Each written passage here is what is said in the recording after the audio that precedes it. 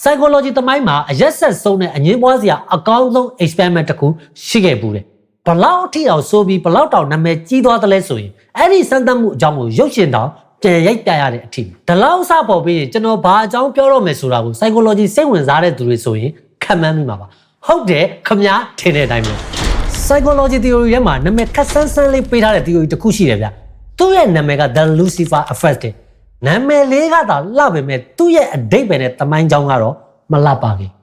ခရစ်ယာန်ကျမ်းစာတွေရလူစီဖာဆိုတာဘုရားသခင်အချစ်ဆုံးကောင်းကင်တမန်တော်တပါးဗျလူစီဖာဆိုတဲ့နာမည်ကလက်တင်ဘာသာစကားကနေဆင်းသက်လာပြီးအလင်းကိုစောင့်ယူသူ morning star လို့အဓိပ္ပာယ်ရတယ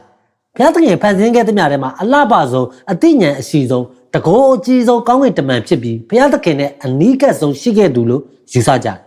သူကသူ့ရဲ့ဖုံးတကိုကြီးမားမှုအပေါ်မှာသူ့ကိုယ်သူမာနတက်လာပြီးဘုရားသခင်ရဲ့အထက်မှာငါရဲ့ပလင်ကိုတည်မယ်ဆိုတဲ့ရည်ရွယ်ချက်နဲ့ကောင်းကင်တမန်အားလုံးရဲ့သုံးဖို့တပုံကိုစီယုံပြီးဘုရားသခင်ကိုပုံကန်ခဲ့ဒါပေမဲ့ကောင်းကင်တမန်မင်းမီခယ်ဥဆောင်တဲ့တပ်ဖွဲ့နဲ့စစ်ဖြစ်ပြီးတဲ့နောက်လူစီဖာဟာရှုံးနေပြီးကောင်းကင်ဘုံကနေနှင်ထုတ်ခံခဲ့ရတယ်အစွန်းရောက်လုံးနဲ့မာနနဲ့အာဏာတက်မှတ်မှုကြောင့်အမြင့်ဆုံးနေရာကနေပြုတ်ကျခဲ့ရပေမဲ့လူစီဖာကတော့နောင်တမရသေးဘူးသူ့ကိုယ်သူစေတံဘွက်ခံယူပြီးကဘာမြေပေါ်ကလူတွေကိုအပြစ်ထဲရောက်အောင်လှည့်လည်သွေးဆောင်ဖျားရောက်နေခဲ့သူ့ရဲ့နာမည်ကျော်စကားကတော့ကောင်းကင်ဘုံမှာအစေခံရတာတဲ့ငရဲမှာအုတ်ချုပ်ရတာကပုံမြတ်တယ်တဲ့ဒါပေမဲ့ तू မသိတာက तू ကိုယ်တိုင်ကလည်းငရဲမှာအပြစ်ပေးခံရမယ်အပြစ်သားတယောက်လူစီဖာဆိုတာကကျမ်းစာထဲနေရှိတာမဟုတ်ဘူးဗျခင်ဗျားတို့ရဲ့မသိစိတ်ထဲမှာလည်းရှိနေတယ်ဒါကိုပေါ်လွင်စေခြင်းလို့နာမည်ကျော်အမေရိကန်စိတ်ပညာရှင်ဖိလစ်ဇင်ဘာဒိုကသူ့ရဲ့ theory ကို The Lucifer Effect လို့နာမည်ပေးခဲ့တာအခြေအနေနဲ့စနစ်ကသာဖန်တီးပေးရင်လူကောင်းတယောက်ကနေနတ်ဆိုးဖြစ်ပြောင်းလဲလာနိုင်တယ်ဆိုတဲ့အဓိပ္ပာယ်ပဲဇင်မာတို့ကမကောင်းမှုတစ်ခုဖြစ်ပေါ်လာပုံကိုအစစ်30နဲ့ရှင်းပြထားလူပုဂ္ဂိုလ်ကိုယ်တိုင်ကပင်ကိုအားပြည့်ကိုစိုးသွမ်းလို့ဒါမှမဟုတ်ရင်စိတ်ပိုင်းဆိုင်ရာအားနည်းချက်ရှိနေလို့လူဆိုးဖြစ်ရတာမျိုးလည်းဖြစ်နိုင်ဒါပေမဲ့အဲ့ဒီလူကပင်ကိုအားပြည့်လူကောင်းတယောက်ဖြစ်တယ်ဆိုရင်တော့မှသူ့ကိုစိုးသွမ်းစေလောက်တဲ့အခြေအနေမျိုးဖန်တီးပေးလိုက်ရင်လူဆိုးဖြစ်သွားတယ်အဲ့ဒီအခြေအနေကိုဖန်တီးပေးတဲ့စနစ်ကလူတွေကိုလူဆိုးဖြစ်စေတဲ့အဓိကတရားခံပဲလို့သူကယူဆဒါကိုတက်တည်ပြဖို့အတွက်1982ခုနှစ်မှာ The Stanford Prison Experiment လို့နာမည်ပေးထားတဲ့နာမည်ကျော်စမ်းသပ်မှုတစ်ခုကိုသူကိုယ်တိုင်ဥဆောင်ပြီးတော့ပြုလုပ်ခဲ့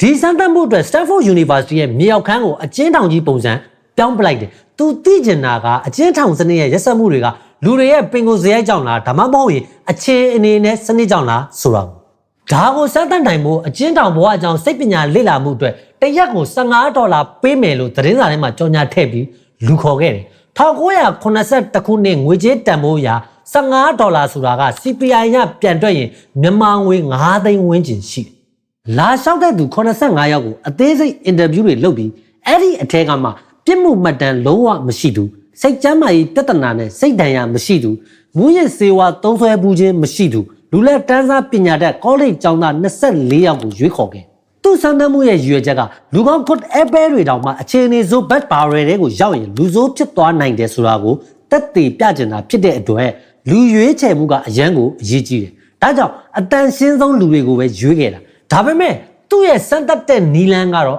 အရန်ရက်ဆက်တယ်။ participant 24ယောက်ကို2ယောက်တတွဲခေါင်းပန်းလှန်ခိုင်းပြီးအဆောက် guard 12ယောက်နဲ့အကျဉ်းသား prisoner 12ယောက်ဆိုပြီးကြာပန်းခွဲလိုက်တယ်။အကျဉ်းထောင်ရဲ့အနှစ်သာရကိုတကယ်အစ်စ်လို့ခံစားရစေဖို့အတွက်Stanford ရဲတပ်ဖွဲ့ကိုအကူအညီတောင်းပြီးအကျဉ်းသားအဖြစ်တတ်မှတ်ခံရတဲ့ကျောင်းသားတွေကိုအိမ်မှာဝင်ဖမ်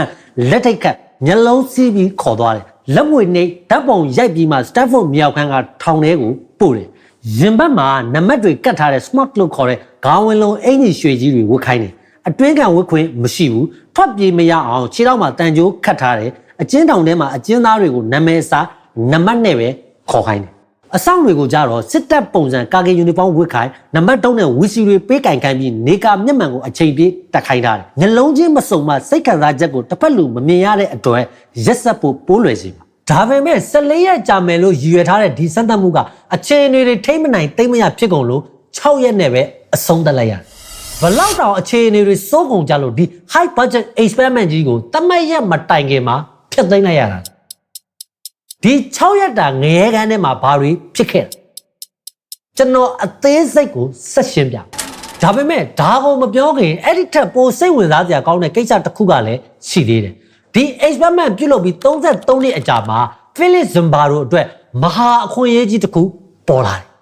2003ခုနှစ်အီရတ်စစ်ပွဲတွင်အမေရိကန်ဥဆောင်တဲ့မဟာမိတ်တပ်ဖွဲ့ဝင်တွေကဘက်ဂဒက်မြို့အနီးကအဘူဂါရက်အကျဉ်းထောင်ကိုသိမ်းပိုက်ပြီးအကျဉ်းသားတွေကိုထိန်းသိမ်းခဲ့2004ခုနှစ်မှာတော့အမေရိကန်စစ်သားတချို့ကအီရတ်အကျဉ်းသားတွေကိုရက်ရက်ဆက်ဆက်နှိပ်စက်နေတဲ့ဓာတ်ပုံတွေအင်တာနက်ပေါ်မှာပေါက်ကြားလာတယ်အကျဉ်းသားတွေကိုအဝိပလာကျင်းခိုင်းတာခွေးတွေနဲ့ရှူတိုက်တာလျှက်စစ်ရှော့တိုက်တာလိမ်ပိုင်းဆိုင်ရာစော်ကားတာစသဖြင့်ကြော်မကောင်းကြားမကောင်းကိစ္စတွေမှာမျိုးစုံပဲဒါကကမ္ဘာတဝန်းလုံးကိုတုံ့လောက်သွားစေတဲ့မဟာလူအခွင့်အရေးချိုးဖောက်မှုကြီးပဲဒီဓာတ်ပုံတွေကြောင့်အမေရိကန်ရဲ့ပုံရိပ်ကလည်းကမ္ဘာအလယ်မှာအကြီးအကျယ်ကျဆင်းခဲ့ရ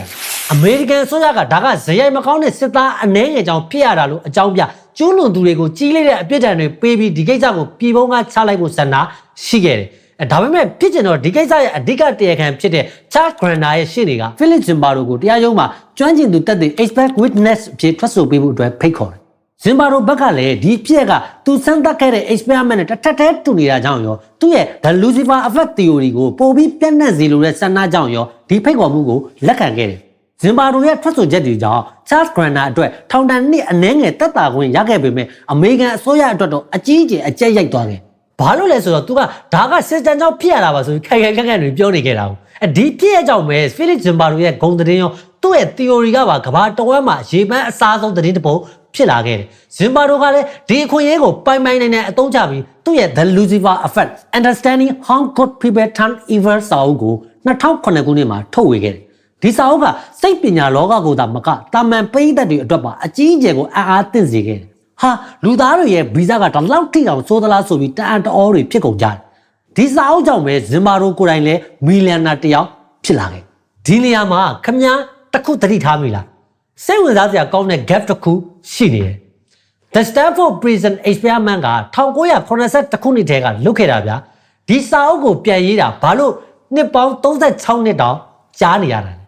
အဓိကအချက်က3ချက်ရှိတယ်ဗျာပထမတစ်ချက်ကကျွန်တော်အပေါ်မှာပြောခဲ့သလိုပဲလူတွေသူ့ပေါ်မှာအာရုံရောက်နေတဲ့အခွင့်အရေးကိုအမိရအသုံးချခြင်းလို့တမင်အချိန်ကိုက်ပြီးလုပ်တာဒုတိယချက်ကဒီ experiment ကိုမှတ်တမ်းယူထားတဲ့အတန်သွင်းတိတ်ခွေတွေဗီဒီယိုတိတ်ခွေတွေကနိုင်ပေါင်းရာနဲ့ချီကို duration အရှည်ကြီးတွေဗျဒါတွေကိုမှတ်တမ်းပြန်ရေးဖို့ကအဲ့ဒီခေတ်နည်းပညာရအစအဆုံးထိုင်နားထောင်ပြီးလိုက်ချရေးဖို့အပြင်တခြားနည်းလမ်းမရှိဘူးဒါကြောင့် data ပမာဏကအများကြီးဖြစ်နေတဲ့အတွက်မှတ်တမ်းရေးဖို့ကလည်းခက်နေနောက်ဆုံးချက်ကတော့ Philip Zimbardo က American Psychological Association APA ရဲ့ဥက္ကဋ္ဌလည်းလုပ်လိုက်သေးတယ်ဗျThe Stanford Prison Experiment မှာ Zimbardo မယုံမသားလုပ်ထားတဲ့လုပ်ရက်တွေကလည်းရှိနေတယ်ဒါကိုသူကိုယ်တိုင်လည်းသိနေတယ်ဒါကြောင့်ဒီစာအုပ်ကသာအငင်းပွားဖွယ်ရာထပ်ဖြစ်ရင်သူ့ရဲ့ယာတုကိုထိခိုက်မှကြောက်လို့ APA ဥက္ကဋ္ဌတက်တန်းကုန်တဲ့အချိန်ကျမှဒီစာအုပ်ကိုထုတ်တာZimbardo ရဲ့စာအုပ်ကအရန်အောင်မြင်သွားတော့ဒီစမ်းသပ်မှုအကြောင်းကိုပြန်ရိုက်ထားတဲ့ရုပ်ရှင်3-5တော့ထွက်လာခဲ့တယ်အဲ့ဒီထဲကမှအစစ်အမှန်နဲ့အနည်းဆက်ဆုံးတူအောင်ရိုက်ထားတဲ့ရုပ်ရှင်ကတော့2015ခုနှစ်ကထွက်ရှိခဲ့တဲ့ Director Kyle Patrick Everett ရဲ့ The Stanford Prison Experiment ရုပ်ရှင်ဒီရုပ်ရှင်အတွက် Philip Zimbardo ကိုယ်တိုင်ကအကြံပေးအနေနဲ့အနည်းကကြီးချက်ပေးခဲ့တာဗျဆိုလိုတာက The Lucifer Effect ကိုကဘာတွင်းကတုံလုံးခြောက်ကြားသွားနဲ့လက်ခံသွားစေဖို့အတွက်သူကိုယ်တိုင်စိတ်တိုင်းကြဖန်တီးထားတဲ့ရုပ်ရှင်သဘောမျိုးပေါ့ဒါဆိုတကယ်ရော Stanford Prison Experiment ကရုပ်ရှင်တွေကလို့စိုးစိုးဝါးဝါတွေဖြစ်ခဲ့တာလားZimbardo ပြောသလိုလူတွေကသူ့အလိုလိုရက်ဆက်လာခဲ့ကြတာအဲ့ဒီ6ရက်တာငရဲခန်းထဲကိုပြန်ဆင်းကြည့်အောင်